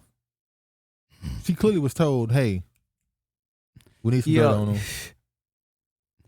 Y'all Republican. Y'all never shock me. Larry Elder, who you with? You never shock me. Larry Elder is one of the most. He's one of the worst of these black Republicans. Coon. The worst moment I ever seen from him is when he went on, I think it was BBC, and Britain, I think, one of them, and he went on television to talk about Trayvon Martin. And he made the point, basically defending Zimmerman, saying that Zimmerman was just a concerned citizen, concerned neighbor who wanted to protect his neighborhood. And I would love to have that around me. Even though he acknowledged that Zimmerman followed Trayvon Martin, he followed him. He wasn't guilty of anything, he just followed him. Trayvon Martin then said, stop following me, confronting him. He continued to follow him. Now he feels threatened. Trayvon Martin started beating his ass. Then he pulled out a gun and shoot him. He actually made the point that Trayvon Martin got killed because black people are committing crimes. Saying, hey, because some black people commit crimes, this guy thought he was a criminal, so he killed him. So it's not Zimmerman's fault he killed that dude. It's black people's fault he killed him. White other demographics commit crimes. Hispanics commit crimes. Asians commit crimes. White people commit crimes. But for some reason, it's okay for Trayvon Martin to be killed because black people commit crimes. And that made him useless. even he was off TV at that point. He went back to radio. I think it was Fox had him as a contributor for a little while. Yeah, commentator. At that point, it was like, you doing too much. No, he been who he is. So then it's funny how somebody showed this on. By the way, he won't be charged. Obviously, this was just used to attack him, to say, hey, he hit women, he's abusive. But the crazy part is, he's a black man who talk all this shit about black people. And look what he had to say a few years ago. In 2016, he said, "Sigh, black men commit approximately 40% of violent crime versus 10% by whites." So black people commit 40%, white people commit 10%. Who committing the other? I don't know what the 50% of the other. I don't know crimes. I don't know the context or the numbers he's using, because I don't know if he meant black people against other people and white people against other people. I don't know what he meant by that. But then now in 2021, he's a violent man. So you put this image out that black men are violent, and then look, this white woman say, "Yeah, you are." Most High. Ain't that crazy how they just turned on him, this 360 on him so quick? Immediately, within 4 years, when you at the pinnacle, because this is probably, you consider this the judgment. You consider this the height of his career. He's getting the most national attention. He might become governor, and bam, all those words: black men are violent, they're criminals, and bam, it hit you. You a violent criminal. You are a violent criminal, Elder. Larry Elder, you're a violent criminal. You are a domestic abuser. Beating on this according to your own beliefs. Beating on this white woman. Sad, ain't it? Sad. Poor woman didn't deserve that. She didn't deserve no gun we pulled out on her. Bed bugs. Yeah. Former football make sure star you. Herschel Yeah, Walker. hold on. Call him that again. Bed bugs. Oh, Here's another one coming up. Because you got to make sure. And we're not gonna talk about his son. Lord have mercy. Lord have mercy. Look at this, yo. Another race that's going on right now is in Georgia. Herschel Walker's entrance shakes up Georgia's Senate race. Now, didn't Warnock just win? Yeah, he did. Former football star Herschel Walker entrance into the nascent Senate contest in Georgia is injecting a new air of uncertainty into one of the closest watched races in the 2022 midterm cycle. Now, if you look at the Georgia thing with Warnock and that other dude, Ossoff, that's his name? Ossoff, yeah, the white man Ossoff that came out of nowhere. Just came out of nowhere. I don't know how he won, but it just won. Is he Jewish? Is he Jewish? Yes. Okay. He came we know he didn't come out of nowhere then. Well, hold on. I'm not sure if he's Jewish. I believe he is. But he came out of nowhere and just won. Herschel Walker is a threat to you? Are you serious? Former football star Herschel Walker, at the outset of his campaign, Walker has some key advantages in the race to unseat Senator Raph Warnock. He boasts celebrity status for his time as a football star at the University of Georgia and his long career in the NFL. And he already has a support for former President Trump, who goaded Walker for run for months. Now, hold on. I thought Georgia was a blue state now. Yeah, supposed to be a blue state. Georgia's a blue state. Warnock has nothing to fear from Walker. It's a blue state, right? They flipped that state. They flipped Georgia. There's nothing else to talk about.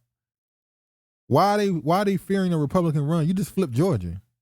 It should be a smooth sailing ship. Against a damn former football player, you should walk through this. Trump lost to Biden. So Trump clearly ain't that popular in Georgia, right?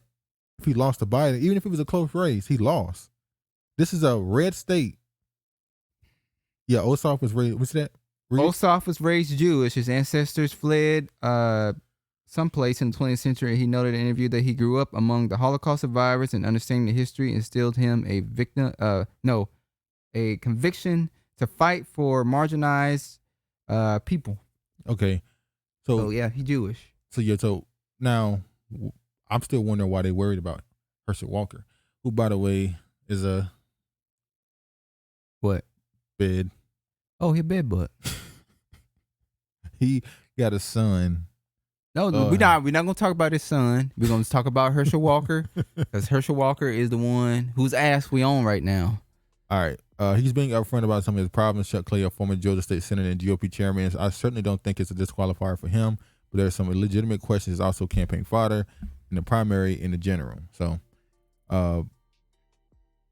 but even some Republicans are unsure about Walker's candidacy. He said never before run for public office, making him a relatively unknown quantity in the political world. And he also likely to face questions about his past struggles with mental illness and allegations of violent behavior. Who had violent behavior? Herschel Walker. Oh, he. Yeah, allegedly he goes another into that violent Republican Negro. He goes into that 40%. Hey, Larry Elderly was correct, I guess. Damn, boy, all these black Republicans are just violent. What's going on? These white women ass. Republicans see unseating Warnock as a paramount in their effort to recapture control of the Senate next year, and they believe the political ties have turned in their favor since President Biden won the state last November, and Warnock and Senator John Ossoff flipped his 2 Senate seats in January. Shit. And that's why they're so worried about Larry Elder winning California, because they gained another seat in Cali. And they think Larry Elder's going to put a lieutenant, I think his lieutenant governor, as another Republican. I'm sorry, not lieutenant. Yeah. He going to replace that old ass woman with another Republican. And then now the Republicans will be closer to the majority. So that's why they worried about that. But yeah, 2 violent Republican black men. Negroes. Running for office. And that's according to Larry Elder. I'm just using that because Larry Elder We're said not that. saying they're violent. We're just, yeah, saying what Larry Elderly said. He said elderly. Elder. Well, he's elderly too. So yeah. But all right, now we gotta go to some other stuff right quick. All right, now look at this right here. Let me go here. Oh, we want to show this right quick. Spike Lee edits 9/11 conspiracy theories out of HBO New York episode of docuseries. We were talking about 9/11 earlier. Spike Lee had a docuseries where he talked about certain things about the pandemic, and the medical field and all that other stuff. And they made him cut it out. We know who. The tiny hats. The tiny hats, the little curls down their face. Yeah, they made him cut it out. Shitting, standing out the hood. But yeah, we're going to show this. People convicted by Jim Crow juries still incarcerated despite Supreme Court ruling. Now, Jim Crow juries are people who can be found guilty without having the entire jury being against them. It's supposed to be 12 people have to agree you're guilty. But they made it where you only need you don't even need all people to agree. 2 people can convince you that you're guilty. I'm sorry, but 2 people can say you're not guilty, but if the other 10 say you are, you're guilty. Even if it's not supposed to work like that. Oh, they getting tired of having to go through these long. No. That's the old Jim Crow law. Oh, so that was the way to convict people, no matter what. Oh, black people. Yeah, for the most part, yeah. Let me. Where is it right here? Hold on. All right, so I'm gonna show y'all this video here of them talking about it. It's crazy. This was a 60 Minutes episode where they talked about the Jim Crow laws they had back then to still be able to call people guilty even if they didn't have a majority. That was a weird question. He clearly he said he's not guilty. Of course, it's an injustice. Well, they just ask dumb questions. That was dumb. So let me show you another one here, and this shit is so fucked up. But this one right here, that one is obvious. The man got life in prison. And that man's getting life in prison. We can say wrong place, wrong time. Hey, bad things happen. You got to protect yourself at all times. But this one right here, that one was bad. Him getting life in prison for pretty much getting into a fight. Physical altercation. And somebody else shooting, and now he in prison for life. But it's a bad situation all around. This one right here might be even more angering because he didn't do anything. Watch his story.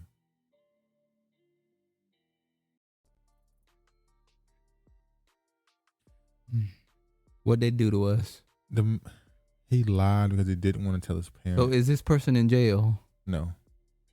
I don't know how. I don't know how these people come out every year. There's hundreds of people that come out and say, I lied. So let me guess. I sent a black man to prison and he didn't do anything. And they're not arrested. It was a white dude. Yeah, white dude. You just going to keep in mind, when they said that they had his picture in the lineup, the reason why he chose the picture because he didn't see a real person. See that these other people standing here, he didn't want to say he did it because he see this dude. See, the picture is just a picture. The picture, the dude did it.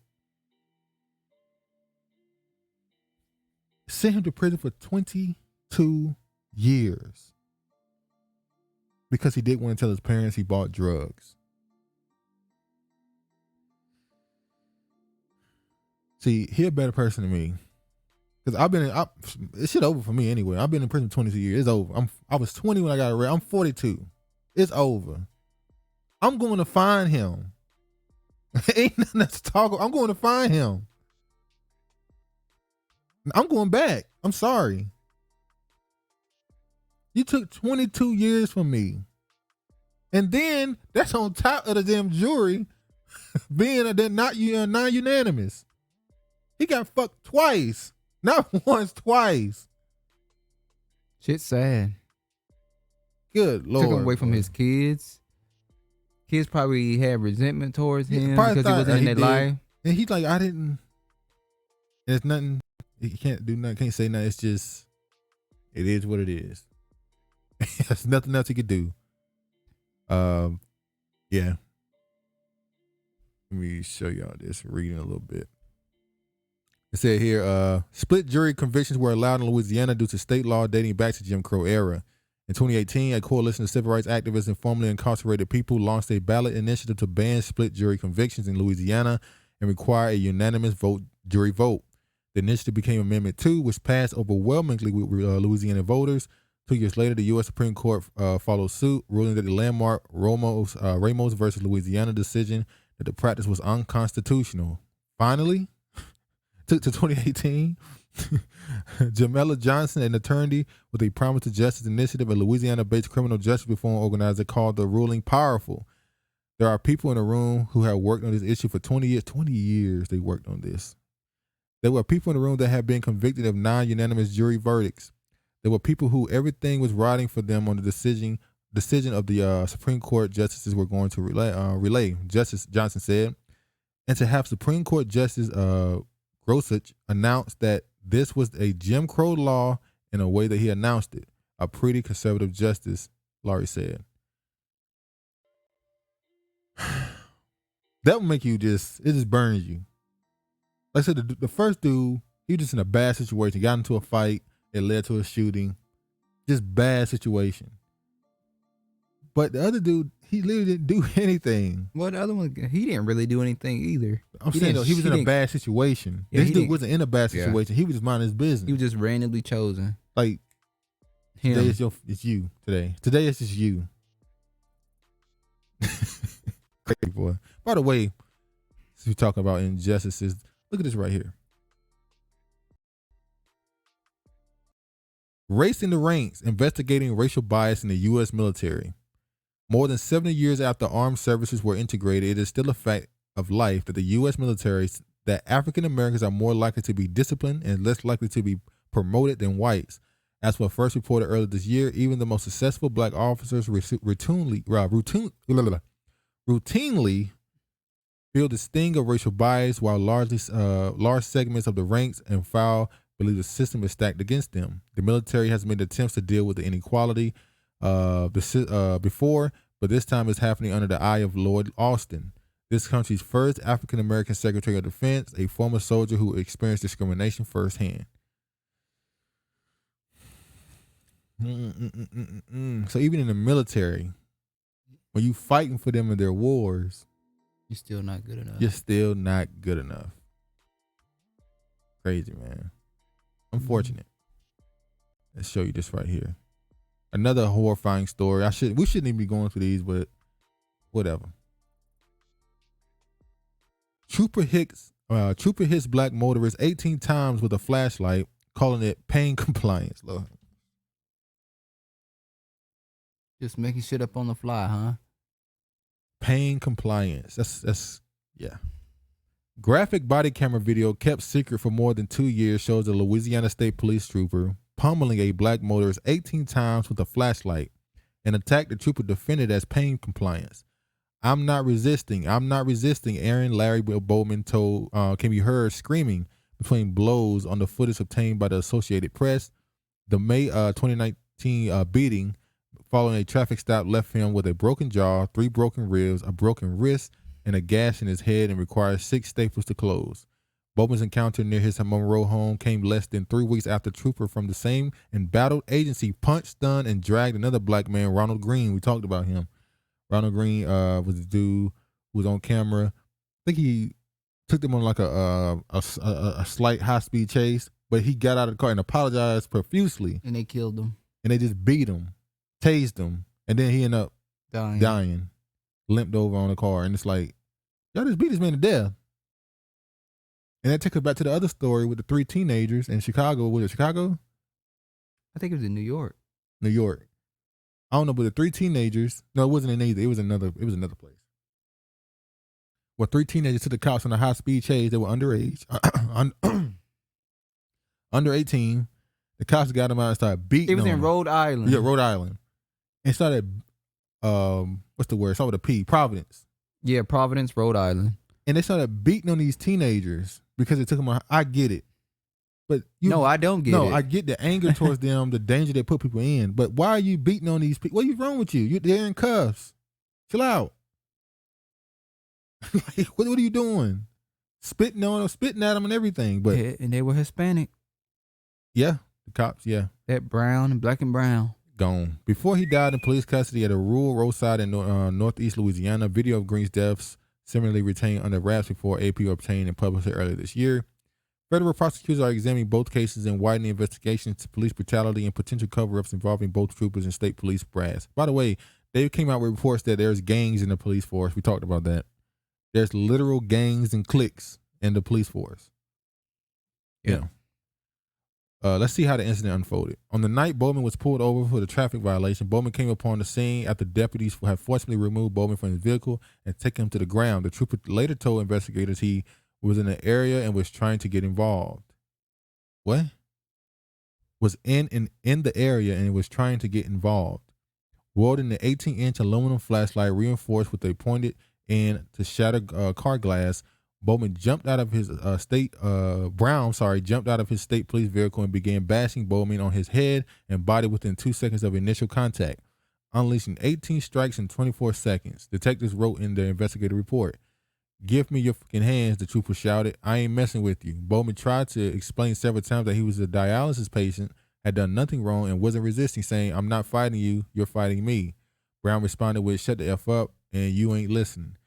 Bowman later can be heard moaning, still on the ground. "I'm bleeding," he said. "They hit me in the head with a flashlight."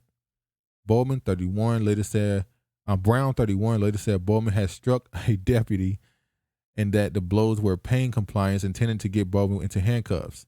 Investigators who reviewed Brown's video months after the fact determined the use of force was not reasonable or necessary. Brown did not respond to several messages seeking comment. But of course he's not. He's still facing charges, Bowman. Still facing charges. Still. Even though there's no evidence on the thing that he actually hit a police officer.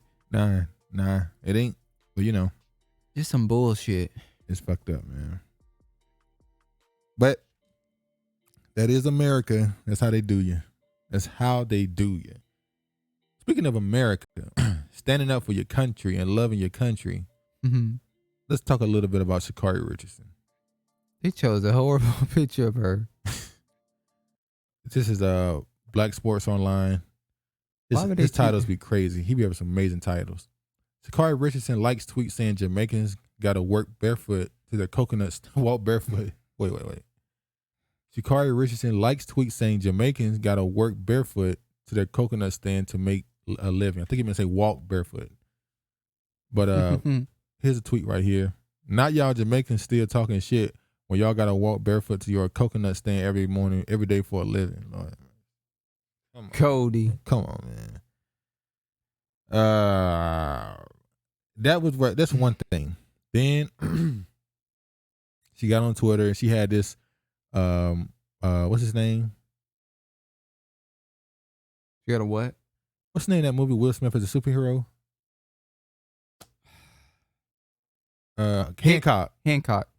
She did the whole, give me all you got, I don't care.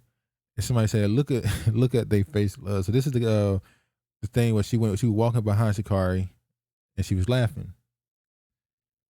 And somebody went in the comments and said, shorty in the back looked like Lil Wayne. And Sha'carri Richardson liked the tweet. Now keep in mind, we just gotta be honest for a second. Jamaica been going in on her for a week. Since the race. 2 weeks. It still ain't stopped. Like they still don't going. It's like the first day is like, hey, you gotta get these jokes. Yeah, get the jokes off. He was talking crazy. You came in last. You gotta get these jokes. Get them jokes off. Then the second day, it's like, all right, damn. Okay. Then the third day, it's like, yo, what the fuck? A weekend, it's like, y'all doing too much. Mm. Like, we're weekend now. And come on. She brought attention to Jamaica. And I saw people saying it's because she's disrespectful. And she wasn't disrespectful. Before this, I didn't see her She was not disrespectful. I didn't see her say anything about any of the Jamaican runners. She's an athlete. She has a right to say she's the best until proven she's not the best, right? Yes, I'm confused why they kept saying she disrespected. It's like, who, when, where? She just said how great she is. But now... Confidence. Yeah, but now, because they was on her for a week and a half, she finally like, all right. Like a week ago. Time to start roasting. After a week, it was like, all right, we trying to go back and forth now. So she said that stuff. But she did do one thing I think she's going to regret. Oh.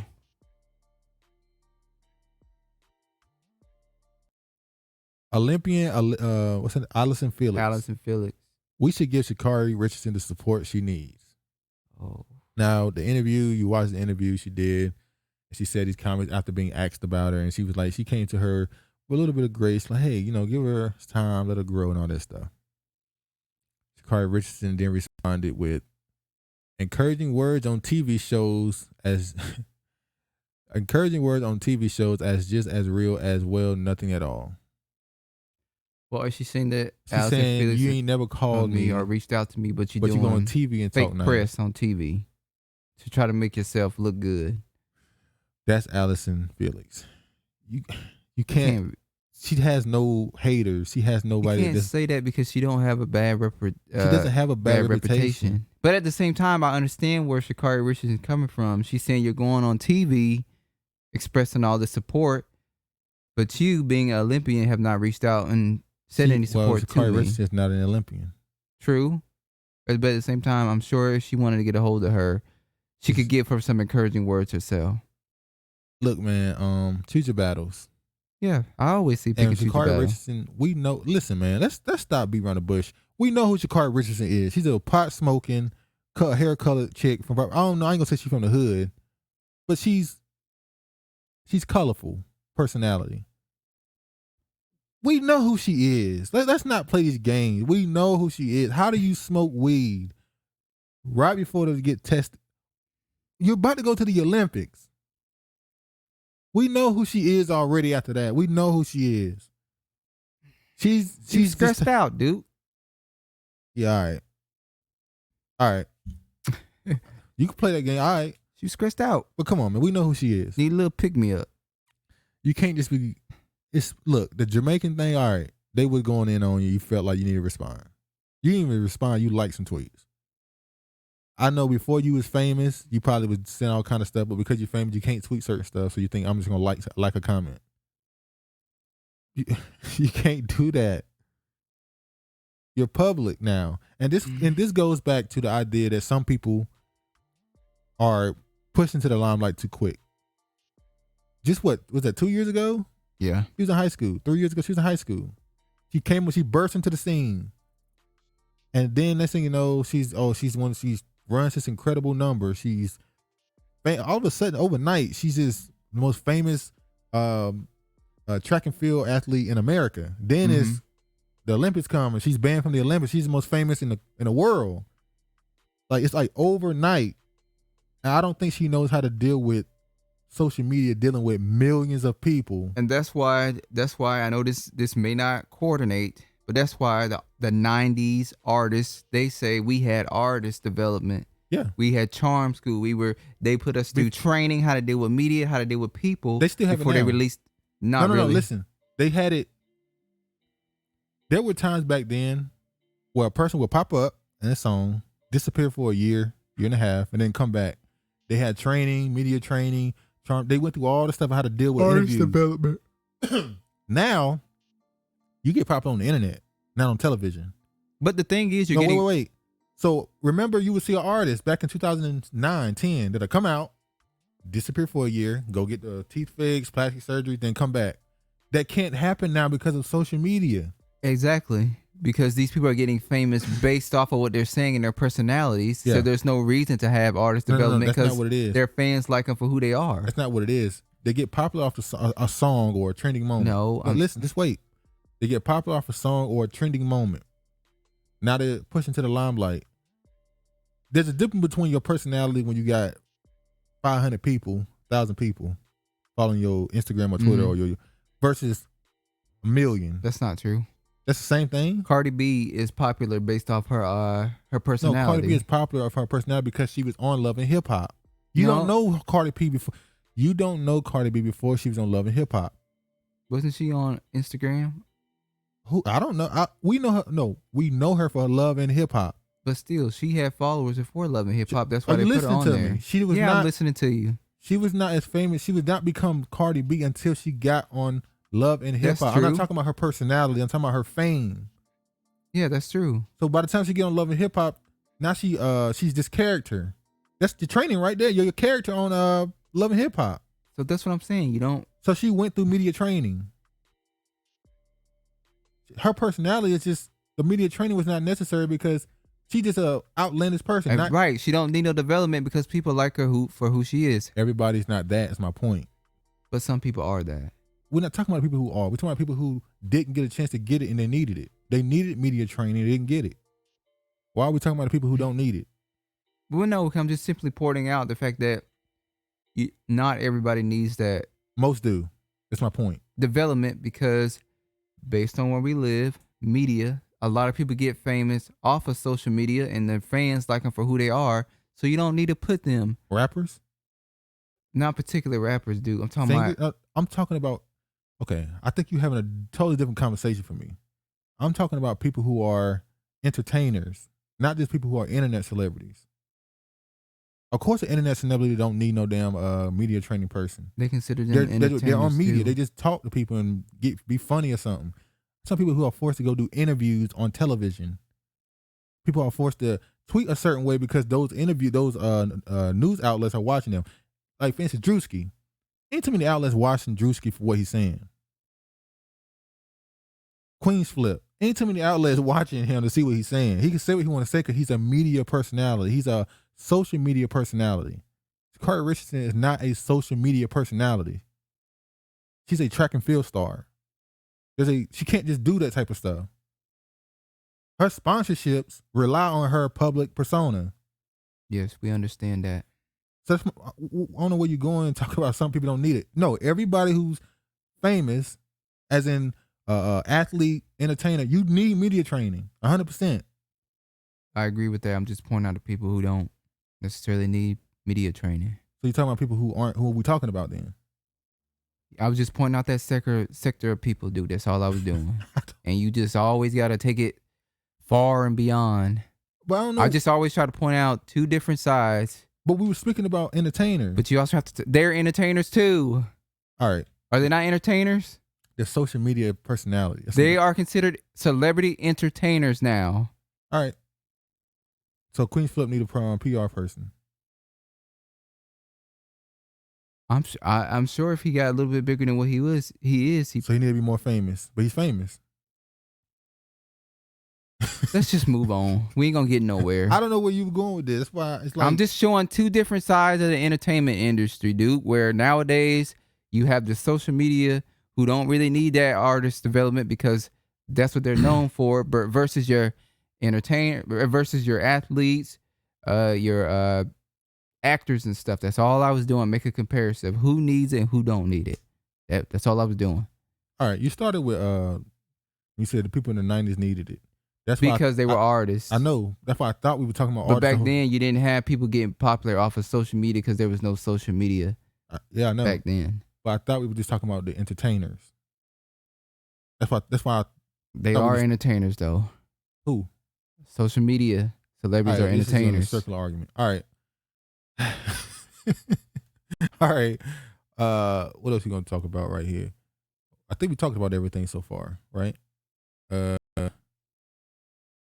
Oh, we haven't talked about a big one. We ain't talked about everything. No, sir. We got. Oh, shit. Now, see, we got to get a faster. All right. So we're going to go right here then. All right. First, we'll go to this. We ain't even got to go deep into it. Just show the damn picture. Look like somebody's family needed some money. COVID has been hard on a lot of people. Martin Luther King is now in Fortnite. Ain't that disrespectful? Would they put George Washington or? Yeah, they would. Okay. My point is the commercialization of American society is, now they say they did this to teach the people who play it. I think when you play it, you see the "I have a dream" speech. It's always to have. What they about the other burning speech? house? Play the burning house speech. Please play the burning house speech. But well, not speech, but dialogue. It wasn't really a speech. It was a conversation. But you get to see Martin Luther King and his speech in the game. And the first thing that you brought out, that his family had to sign off on this. Because if they didn't, Big Bertha be doing. Who you talking about, Big Bertha? His daughter Lord. and his son. They definitely would be doing interviews. Saying, press run. We did not allow this. This is denigration of my father's legacy. But they ain't said shit. They got their bread. So they got their bag. And they moved on and said, black people, we don't give a fuck. Have your side conversations on how you feel, but we needed this bag. People were saying how they're going to take this, and now Martin Luther King is going to be known as the dude in Fortnite. So you have these little kids grow up, oh, that's the dude from Fortnite. He thought that little black boys and little black. Nope.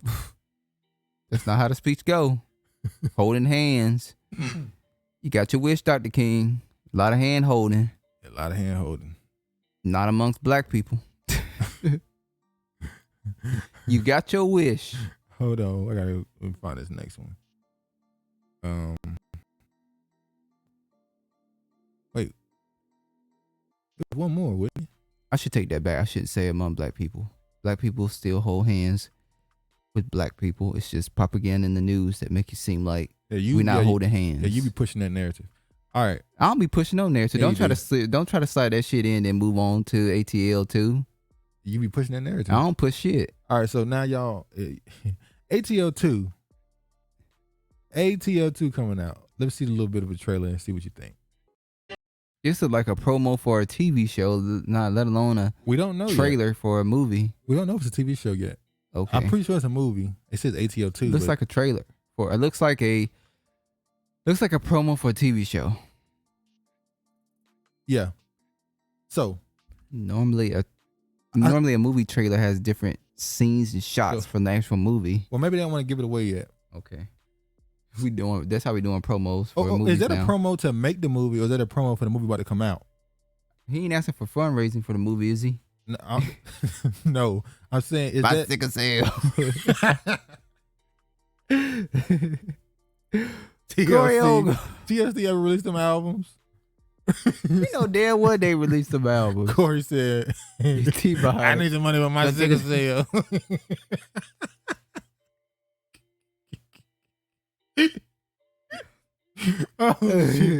Oh shit. But yeah, I don't know. I don't know if that's funding for the movie or if the movie about to come out.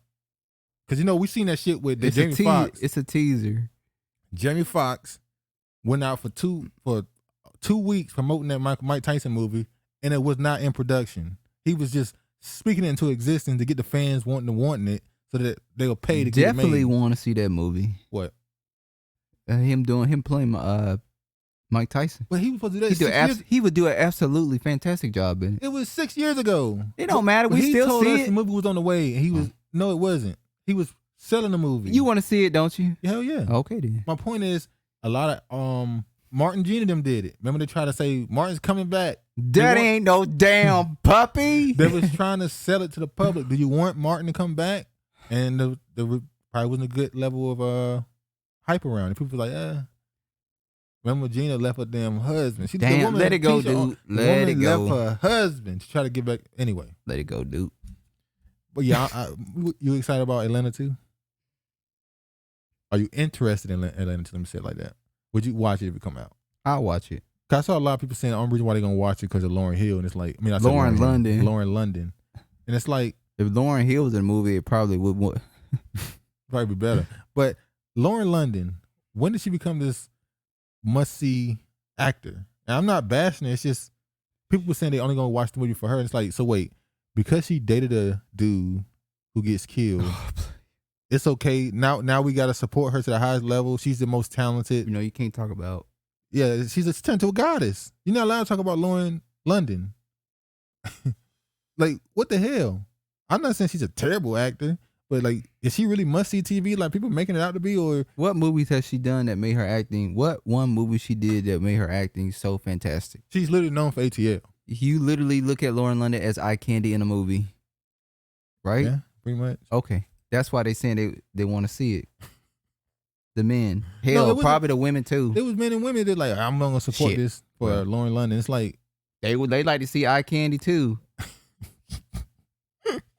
So I'm just asking the question: is Lauren London just that must-see TV, or is it just the support? Hell no. Is it because of the support for Nipsey Hussle? Because of the support of Nipsey Hussle. Well, people really. She's literally attached to him now forever. And you know what's crazy? Even her dating life is. Because now when she dating another person, that it's gone. Oh, when Nipsey thing is gone. So she can't publicly be with another dude because it's going to be like, oh, when Nipsey, that image is just gone like now. Dr. Dre wife, that money go. Yeah, when she get married. I can't disassociate myself from this individual because all my clout is with this person. And I'm not saying, look, it's a tragic situation. It's a very tragic situation. But we have to acknowledge that didn't absolutely put her in a certain level of a high esteem. Yeah, it's strange. It's like, okay, somebody had a tragic situation happen to them around her, and you can choose to wish good on her and hope peace on her. But damn, like when did she become that? I'm just saying. Is she Angela Bassett? I'm just saying. Loretta Devine. This is a crazy story I want to show. Tony Hawk. Do you like? Everybody like Tony Hawk, even as a kid growing up. No, I'm being real. He a white dude. Let's be real. Were you into skating? Everybody likes Tony Hawk. Was you into skating? Yeah, I was into skating. Remember I wanted a skateboard when I was like 13? I just didn't get it. You thought I was weird for wanting a skateboard? Somehow that was strange for a black person to like skateboarding. Well, all right. Tony Hawk is selling 100 skateboards painted with his actual blood. Okay, what's new with white people? It ain't nothing new here. So he's doing the same thing that we saw Lil Nas X do. And Lil Nas X made sure she came. I said she.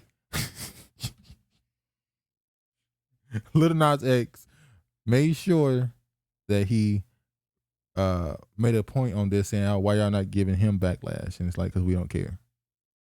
Because we don't care what white people do. We don't care. It's niggas is worried about niggas. They do this. Niggas is worried about niggas. We expect this from him. We expect him to put blood in the skateboard and for white people to go buy it. 100%. I don't give a damn. But, when you doing certain things that's putting that image on us, it's like, hold on, man. Gotta pack your ass and get your ass the fuck up out of here. We gotta challenge this. We gotta talk about this. But you know how that go. But yeah, man, that's gonna be one for today. How long does this last, do you think? We'll see how long this lasts. Hopefully it's not too long. We want to try to cut them down a little bit. That last one was 3 hours, a little much. Little drying of the throat. Yeah, and can't talk about too many topics in one episode. It don't go well.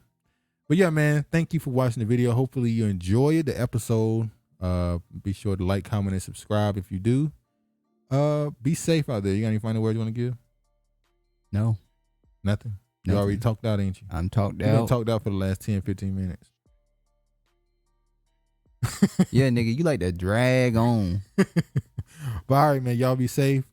Y'all stay dangerous, as they say. Stay dangerous? Yeah, make sure you protect yourself. Stay safe. Stay scrap? Yeah, stay safe and stay dangerous. When you keep a piece of steel, how that saying go? I live still too, Nick. All praise to the Most High and peace, man.